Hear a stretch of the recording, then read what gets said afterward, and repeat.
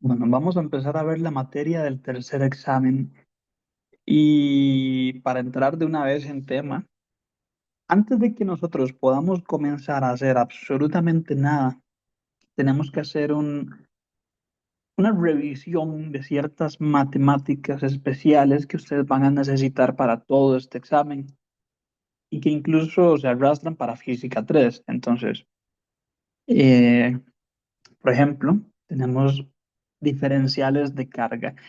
Esto va a ser algo importante más adelante. El punto es de que vamos a tener que el dQ, que es el diferencial de carga, puede ser una de tres posibilidades, que sean diferenciales lineales, como la primera línea, superficiales, como la segunda, o volumétricos, como la tercera. Pero es que estos diferenciales cambian también según el tipo de sistema de coordenadas. Entonces, dentro de los lineales tenemos el cartesiano, que es este, lambda de x, y tenemos el polar, que es lambda r de zeta. Este lambda es la densidad, que en este caso es lineal, que tiene unidades de carga entre metros. Y en el caso polar, fíjense que aparece una r. Esta r es lo que en cálculo 3 corresponde al jacobiano. Y esto es algo importantísimo, tipo que si ustedes no lo ponen, les va a dar todo mal. Entonces, vean que tenemos dos posibilidades. Tenemos un diferencial lineal que va a ser distancias. Va a ser como, los límites van a ser como de 0 a 5, una cosa así. Pero tenemos diferenciales angulares también que en sus límites van a tener ángulos. Entonces, pueden ser cantidades que van de 0 a pi, por dar un ejemplo. Pero eso con diferenciales de una dimensión. Tenemos el caso de diferenciales superficiales también. Y en orden, ahí está el cartesiano, el polar, el cilíndrico y el esférico.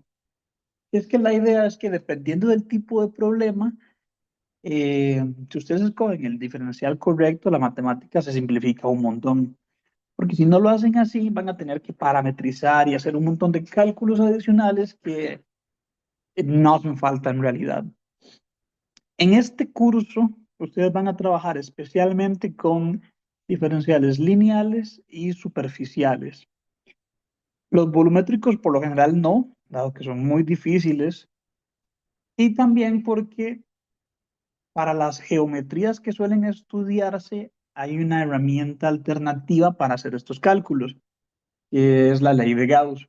Entonces, uno no integra sobre cilindros y esferas porque el cálculo es muy feo. Y encima, con la ley de Gauss se llega a lo mismo y muchas veces de manera más fácil.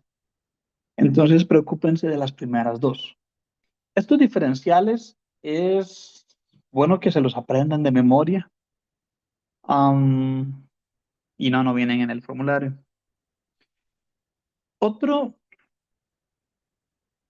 otro asunto del que tenemos que hablar es de los vectores, porque vamos a utilizar bastante notación vectorial a lo largo de todo este tema. Y quiero comentar dos cosas. Lo primero que viene ahí es la definición de un vector. Un vector es eso. Yo puedo decir que el vector v va a ser igual a la magnitud del vector v por el vector unitario v. ¿Ok? Eso va a ser muy útil cuando estamos viendo problemas de cargas puntuales. Luego, lo otro que ahí viene es el vector posición según el tipo de sistema de coordenadas. Entonces, si ustedes tienen un sistema cartesiano, ustedes una posición la indican como un valor x, y, z.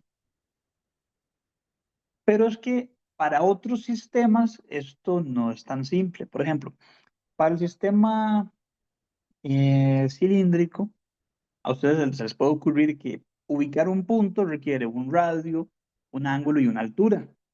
Y sí, es cierto. Pero la forma matemática en la que eso se realiza es esta. un radio en la dirección radial y una altura en Z, nada más. Uno no indica acá ninguna orientación con respecto al ángulo, entonces es un poco contraintuitivo y yo sé que en notación de ingeniería se hace bastante, pero no es correcto. Entonces vamos a quedarnos con que para un sistema de coordenadas cilíndrico, la posición es esa. Para un sistema polar o esférico, la posición es un radio en la dirección radial y ya está, sin indicar cuánto es el ángulo con respecto al eje ni nada de eso. No hace falta porque todo eso viene contenido dentro de los vectores unitarios. Entonces, bueno, un detalle más. Bueno, antes de ver eso, sí, aquí tenía dibujado un ejemplo de cómo se usan los vectores de posición según el sistema de coordenadas. Entonces, yo tengo aquí un X, Y, Z, ¿verdad? Y en este sistema de coordenadas yo ubico un punto, por ejemplo, S, 033. Bueno, en cartesianas se indica así, 033. En, en cilíndricas, no. En cilíndricas esto se indica como 3 en R y 3 en Z, sin ningún ángulo, como les dije. Y en esféricas se indica como 9R. Voy a revisar si es 9R. Vale. Y no, no era 9R. Es 3 raíz de 2 en la dirección radial. Em, no le vamos a dar mucho uso, o sea, puede que algún problema específico donde sí, pero por lo general nos vamos a quedar con la forma cartesiana. Pero esto lo vamos a retomar un poco para hablar de notación en ley de Gauss, por eso es que lo comento. Entonces, ahora sí, esto sí es importante. Si ustedes llegaron a álgebra lineal, ustedes se acordarán de la operación que se llama producto punto. Y es que resulta que existen diferentes tipos de multiplicaciones. Ustedes tienen, por ejemplo, la multiplicación escalar, que es la que conocen. Tienen el producto punto, que es una operación entre vectores. Tienen el producto cruz, tienen el producto externo, tienen el producto directo. Entonces hay muchísimas formas de realizar multiplicaciones, pero esta es una de las más importantes. El producto punto es una operación específica de la que no vamos a hablar, solo vamos a tratar un caso específico, que es el producto punto entre vectores unitarios. Porque cuando yo tengo este caso, que yo multiplico dos vectores unitarios, el resultado es lo que se conoce como un delta de Kronecker. Y esto, aunque parece que no viene al caso, la realidad es que simplifica muchísimos de los cálculos que a ustedes les pueden aparecer de por medio, porque el delta de Kronecker es una función que solo tiene dos resultados, 0 o 1. Vamos a verlo con ejemplos. Si yo tengo el producto punto entre dos vectores unitarios que son iguales, el resultado es 1, como i punto i, eso es 1. J punto j también es 1. R punto r también es 1. Pero si yo tengo el producto punto entre dos vectores diferentes, como i punto j o r punto z, ese resultado es 0. Y si tengo el producto punto entre distintos sistemas de coordenadas, la operación se indefine un toque, porque requiere un poco más de explicación. Entonces, R punto I no tiene un resultado directo. Y la explicación de esto es porque R está definido en términos de I y de J. Entonces, por eso es que esta operación no, yo diría que incluso no es, mm, vale o no la palabra, pero creo que ustedes me entienden. Entonces, esto lo vamos a necesitar más adelante. Entonces, de momento, estas son las matemáticas que vamos a comentar. am, y ahora podemos hablar un toque de, de lo que es ya electrostática. El tema que toca, bueno, electrostática, trata sobre la existencia de una nueva propiedad de la materia que se llama la carga. Esa carga se manifiesta en dos, digamos, partículas, ¿verdad? Que son el protón y el electrón. Y uno dice lo siguiente, bueno, el protón vamos a decir que porta carga positiva, el electrón porta carga negativa y que todos los fenómenos eléctricos se deben a la interacción de estos tipos de cargas, según sea el caso. Entonces, vamos a entrar un poco más en detalle con todo esto. Vean, algo que pasa bastante en este curso es que la gente nunca llega a entender muy bien a qué se refieren con campo eléctrico, con potencial eléctrico, con energía potencial eléctrica. Y, y no doy la razón, o sea, un poco raro y los profes tampoco colaboran a que esto sea, a que esto se pueda entender. Pero bueno, lo que yo les puedo decir es de que em, para estos problemas de electromagnetismo tenemos dos perspectivas muy grandes tipo de cómo abordar los problemas, que en el fondo no son diferentes. En el fondo describen exactamente lo mismo. Lo que pasa es que matemáticamente sí hay bastante diferencia entre las dos. Entonces, yo puedo hablar de, de electricidad y de todos estos fenómenos con respecto a una perspectiva vectorial que se basa en la formulación de lo que se llama el campo eléctrico. Ahorita hablamos de qué es eso. Y tengo la otra alternativa, que es la formulación escalar, que se basa en el potencial eléctrico. Entonces, am, pues veamos. De nuevo, ustedes tienen las cargas, ¿ok? Ustedes tienen una carga positiva y una carga negativa. Ya ustedes saben que si las cargas son iguales, se repelen y si son diferentes, se atraen. Pero entonces, presten atención a lo que estamos hablando. Cuando yo hablo de repeler o atraer, yo estoy refiriéndome al movimiento de las cargas. Em, o sea, estoy hablando de la segunda ley de Newton. O sea, estoy hablando de fuerzas. Yo para hablar de cómo es que los objetos se mueven o por qué es que se mueven, entonces siempre me refiero a las fuerzas, porque es lo que se asocia más con la experiencia cotidiana. Am, Ahora, ¿cómo se genera esa fuerza? Eso se puede explicar de dos formas. La primera es con lo que se llama el campo eléctrico. Ustedes tienen que imaginarse, porque esto sirve mucho en estos temas, tienen que mentalmente imaginarse un universo vacío, ¿ok? Eso es el punto de partida para entender la mayoría de los conceptos. Si ustedes tienen un universo vacío en el que no hay nada, entonces no ocurre nada, punto. Pero si ustedes en ese universo vacío ponen una carga, como un protón, esa carga va a deformar el universo debido a su presencia. Esa deformación es lo que llamamos el campo eléctrico. El campo eléctrico es la deformación en el espacio debido a la presencia de cargas eléctricas. Entonces, vean ustedes este protón que yo tengo acá. Cuando yo puse este protón en la hoja, lo dibujé, este comenzó a enviar estas flechas rojas, ¿ok? Que vamos nosotros a llamar campos. Que los campos son como una especie de información que se transmite a lo largo de todo el espacio para indicar de que hay una carga en ese lugar que existe y con la que se puede interactuar. Eso es el campo eléctrico. Una deformación que envía información. Y si yo tengo una carga negativa, es más de lo mismo. Lo que cambia es de que vamos a decir que el campo eléctrico, en vez de salir de la carga, va a entrar en la carga. Entonces, uno puede imaginarse que los protones son como que envían una señal, ¿verdad?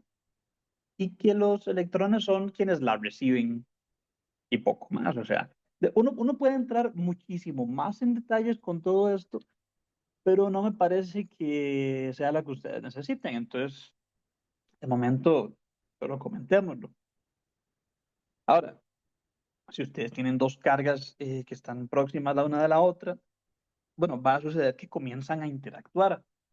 Entonces yo tengo que la carga eh, positiva envía información a la carga negativa, la negativa la recibe y entre las dos se establece una fuerza de atracción. Entonces las cargas van a acercarse.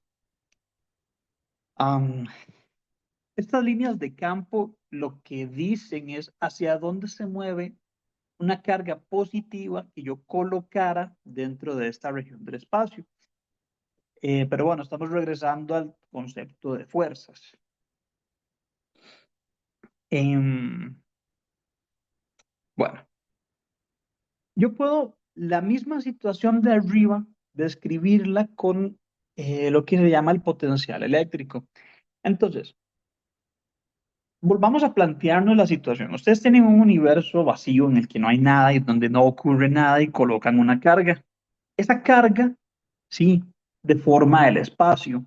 Pero yo puedo imaginarme la deformación ahora de otra manera.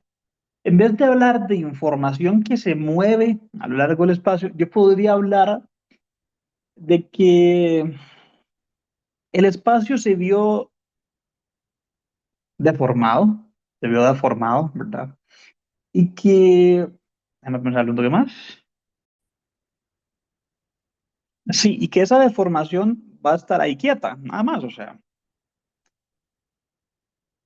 Y que esto es como equivalente a pensar en la geografía de, de un lugar, o sea, ustedes pueden tener,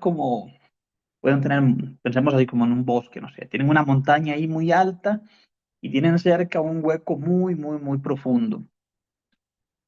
Y la montaña y el hueco ahí simplemente están. Es como las deformaciones que yo les digo. Ustedes ponen una carga positiva, eso deforma el espacio con una densidad de energía positiva. O sea, es como equivalente a tener una montaña.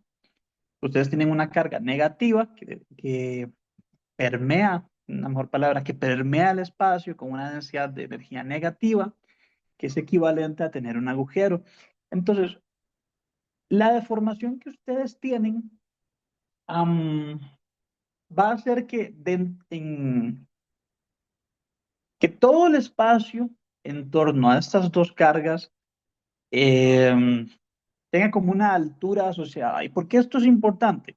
Porque si ustedes, por ejemplo, agarran una pelota y la ponen en la montaña, la pelota va a caer naturalmente. Ustedes no tienen que hacerle nada, simplemente va a caer. Y va a caer y incluso va a llegar al agujero donde estaba y va a llegar hasta el fondo y quedarse en algún lado. Pero eso simplemente ocurrió. Por eso cuando yo hablo de la formulación potencial de la electrostática, hablo de que el espacio fue modificado y que todos los objetos van a interactuar acorde a esa modificación. Y quizás el ejemplo que mejor se me ocurre es eso, como que ahora hay desniveles a lo largo del espacio donde las cargas van a moverse como hacia ciertas direcciones según sea el caso. Entonces, la formulación potencial es otra forma de decir lo mismo porque en el fondo las dos dicen lo mismo. Y podría yo aquí enseñarles unos gráficos como, o estos dibujos como para entender qué es lo que está pasando. Pero es que estos dibujos son más míos.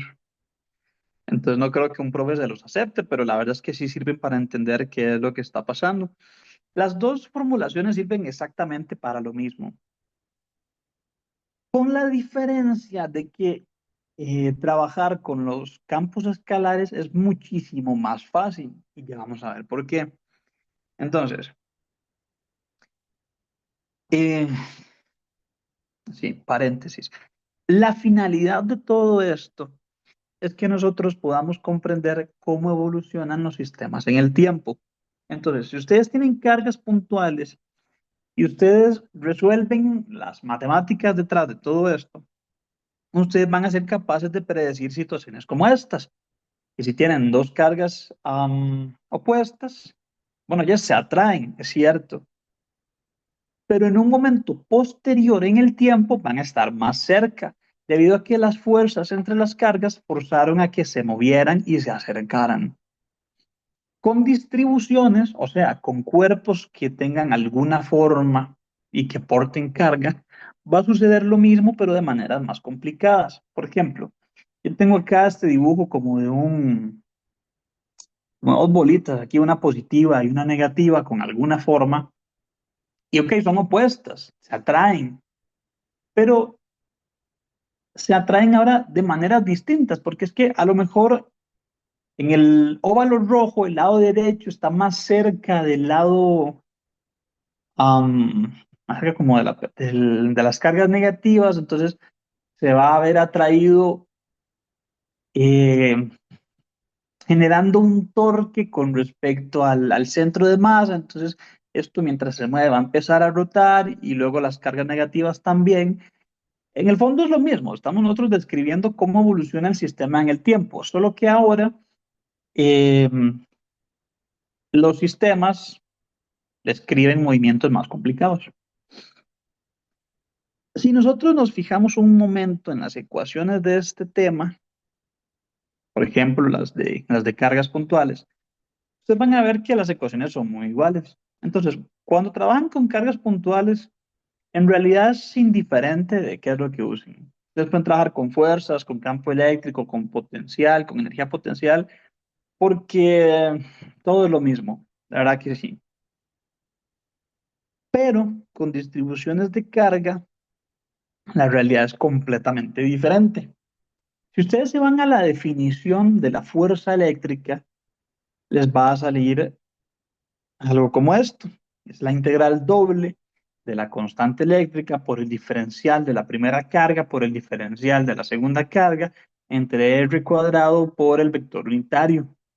Resulta que cada uno de estos diferenciales, en su caso más general, es volumétrico, o sea, involucra tres diferenciales. Y, y como son dos cuerpos, entonces ahí vienen seis diferenciales. Y el vector unitario se puede dividir ahora en tres otros vectores unitarios.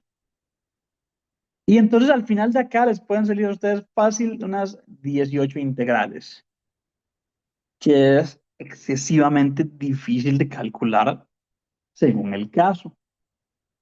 Entonces, calcular la fuerza como que no es buena idea, porque es muy difícil. Si queremos ver qué pasa con el campo, pues van a la definición del campo eléctrico y se van a topar con que ahora son solamente 9 integrales. Bueno, eso es bastante más sencillo de trabajar, pero aún es muy pesado. Resulta que si ustedes trabajan con la formulación potencial, la dificultad se reduce muchísimo y ahora solo hay que resolver tres integrales. Y es como les dije, ustedes pueden trabajar con la formulación que quieran, que si son capaces de resolver las integrales, van a llegar a la respuesta y todas son válidas.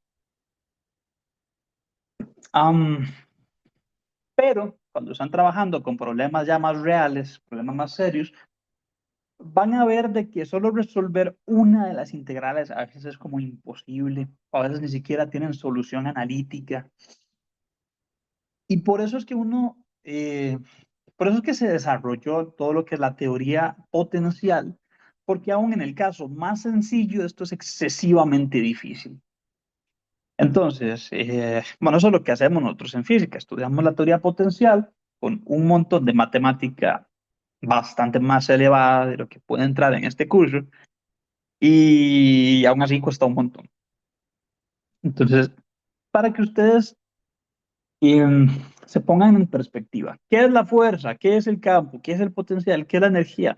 Son formulaciones para describir lo mismo. Lo que pasa es de que hay unas que son más fáciles que otras. A veces, dependiendo del problema, uno prefiere una sobre otra, pero por lo general lo mejor es trabajar siempre con el potencial, porque cuando uno conoce el potencial, uno puede eh, descubrir todo lo demás. Yo entiendo al potencial como una función que almacena toda la información relevante del problema. Y si ustedes descubren qué es el potencial, ustedes ya resolvieron todo. Entonces, Por eso es que el potencial es tan importante. Y a partir del potencial pueden calcular el campo eléctrico, pueden calcular la fuerza, etcétera. Entonces, esto es como una pequeña introducción al tema.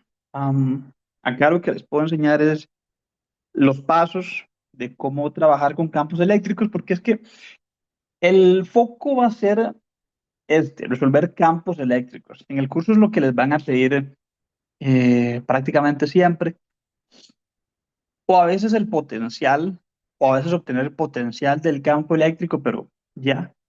Entonces, vamos a hablar de cómo resolver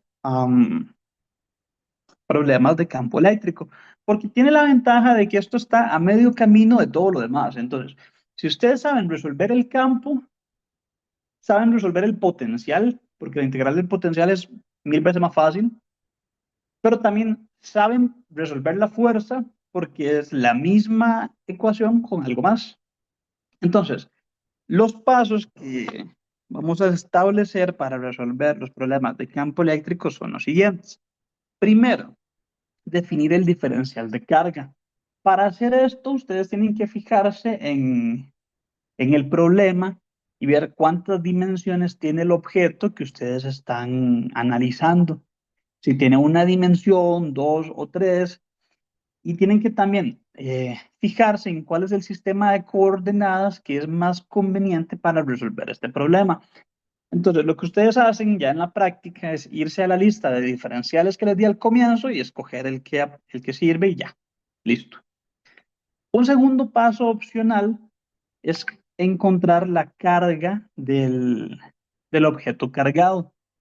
Y eso nada más es integrar el diferencial de carga. Esto no siempre es necesario.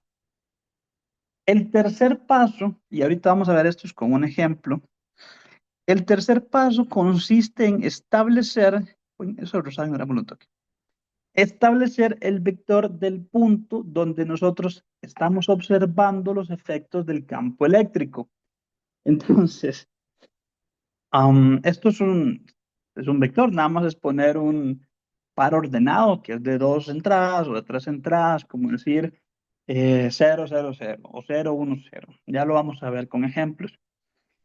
El paso que sigue es establecer el vector de los elementos diferenciales de carga. El paso 5 sería, la Maybell se está quemando sola en el video. El paso 5 es obtener el vector de posición relativa, que simplemente es restar los del paso 3 y 4. El paso 6 es obtener la norma de ese vector y el paso 7 es resolver. ¿Resolver qué? Bueno, eh, resolver esta integral. Voy a dejar el video acá porque se me va a acabar el tiempo, pero con lo que va a proceder ahorita es resolver una barra con carga, luego para el caso de anillos, para el caso de discos, etcétera. Estas notas en rosado que tengo acá, lo vemos luego. Entonces, de momento, estos son los pasos, pero ahorita lo vamos a ver con un ejemplo. ¿Cómo se